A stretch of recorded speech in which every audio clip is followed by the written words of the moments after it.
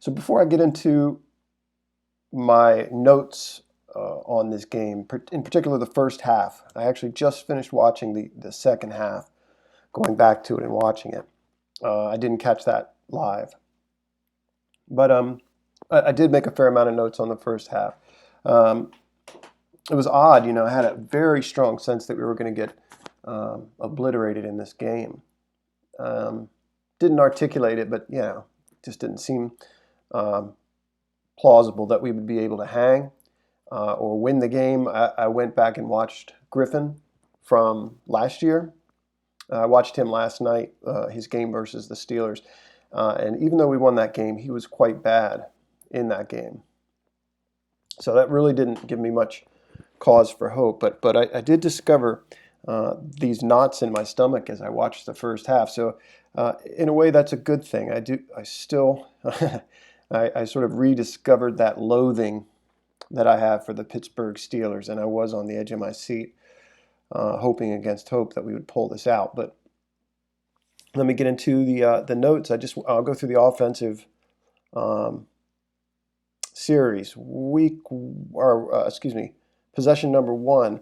The very first play was interesting to me. This sort of orbit motion reverse, or reverse orbit that they ran weak side with Marquise Brown and Miles right off the line, running interference for him, and we picked up 5 there. It feels very gadgety, but what I liked about it is just the weak side design, and the idea that Miles's job was to get out in front and block. And I think too many times the Ravens do not have a plan for getting a guy open, even on a short little 5-yard route like that. It's good to see. Another play on that drive. I think it was it was little swing to Justice Hill. They got blown up. I thought the Steelers did a nice job switching. Miles had a corner across from him. The corner stayed, passed Miles off to the inside backer. Now, I don't think the quarterback paid much attention to that switch.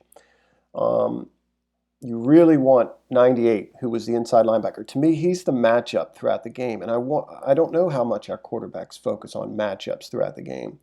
Did look like he had time to kind of recognize that. I think it was 3rd and 4, I think.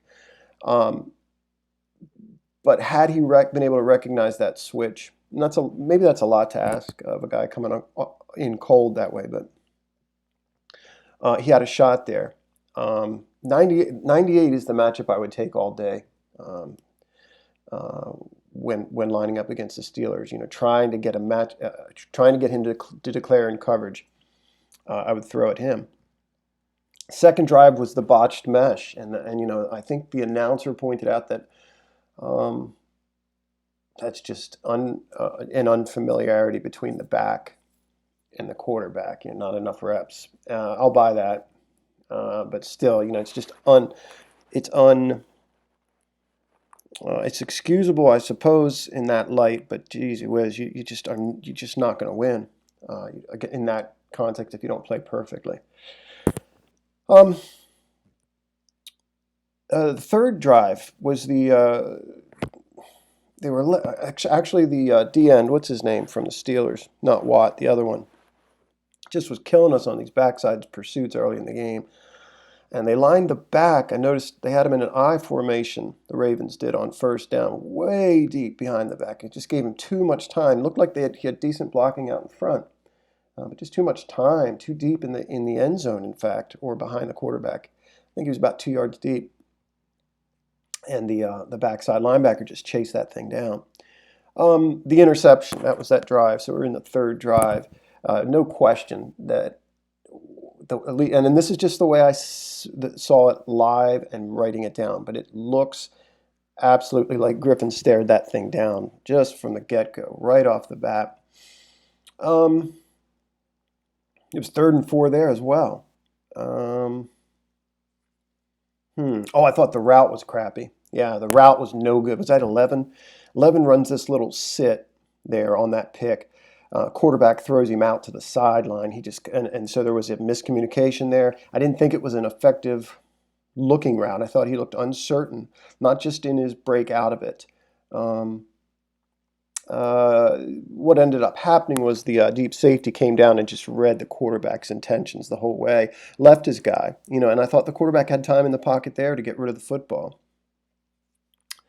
The fourth series, we came out empty.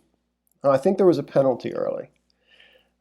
Came out empty in the fourth series, and Robert Griffin was noticeably holding the ball too long in that series. I didn't write anything down there.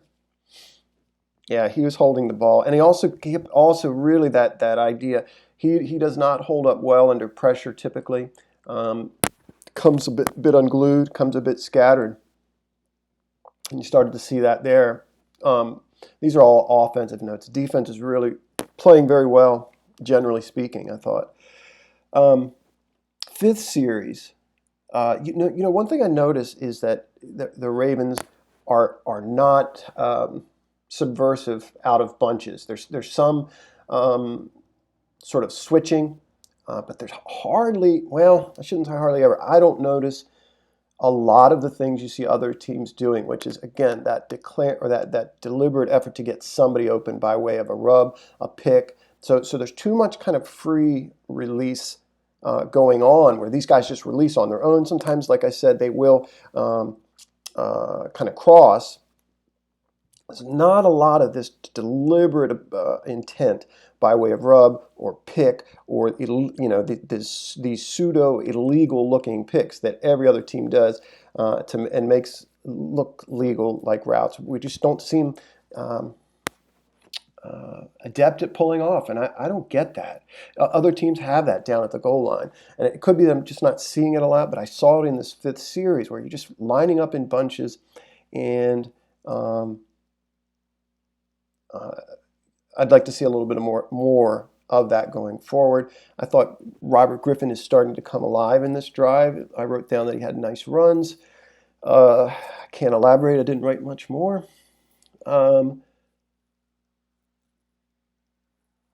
Sixth series, I wrote down that we missed our tight ends. I think we really, and not just because of the injury to Boyle, we really miss Hayden Hurst. And if there was a way going back to keep him and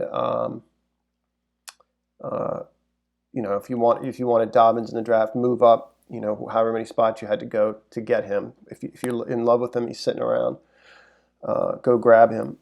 If we could have both of those players, I'm not sure it wasn't a mistake getting rid of Hayden Hurst.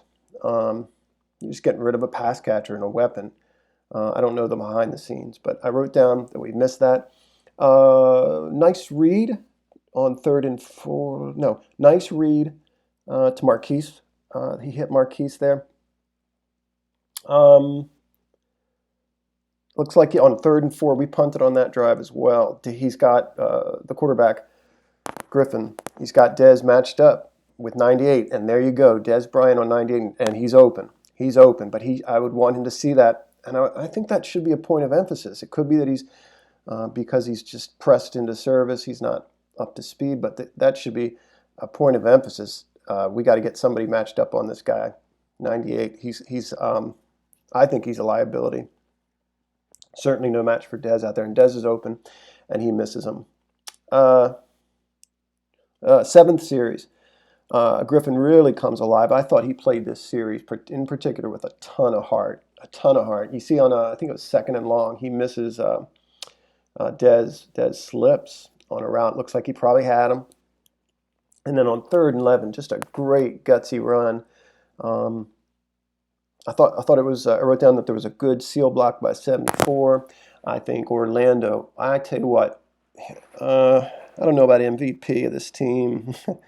And that's a stretch maybe, but boy, oh boy, what a draft pick he's turned into, Orlando Brown. He leads on. He is just very athletic coming off the left side for a big man like that, and he has a key block on that 3rd and 11 run.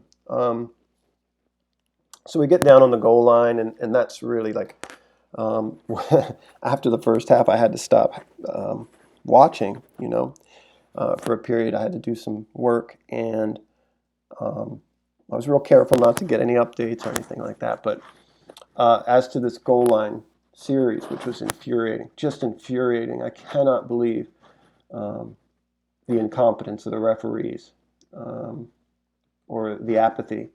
Just guarantee if that's the Patriots, Brady era Patriots, or the Steelers for that matter, doing that, nobody else is going to be able to pull that off.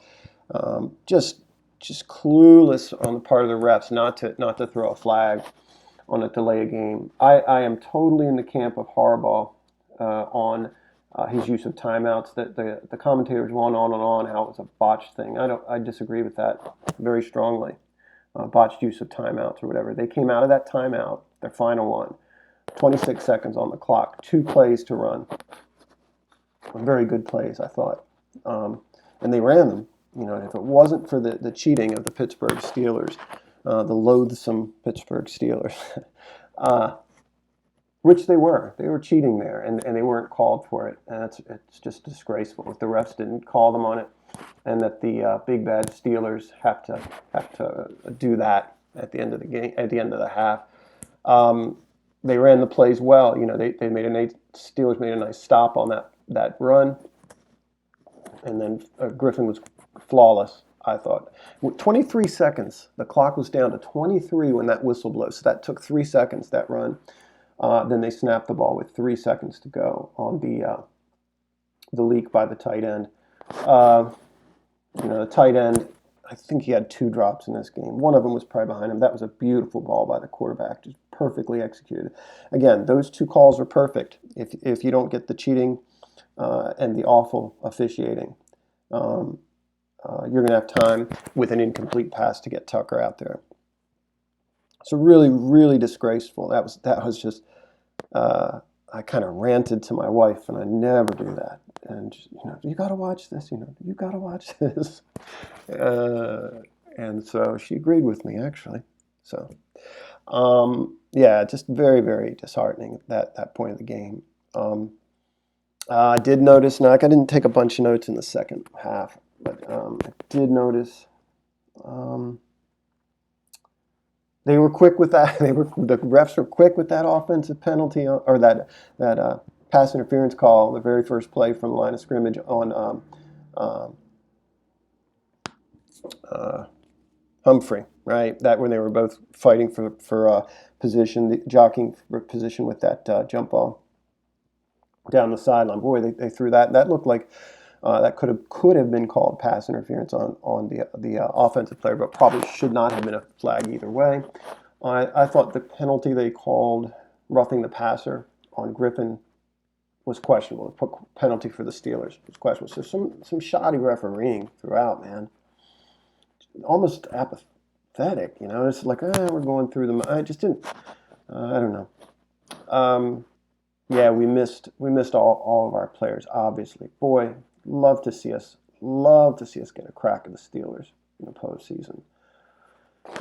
Oh, it's good to see McSorley. I'm not sure, he does not appear to have a ton of zip on the football, but I thought he played well. See, we had another pick early from Bowser. Bowser looks like a linebacker once he's running the ball back, which he is. He is a linebacker.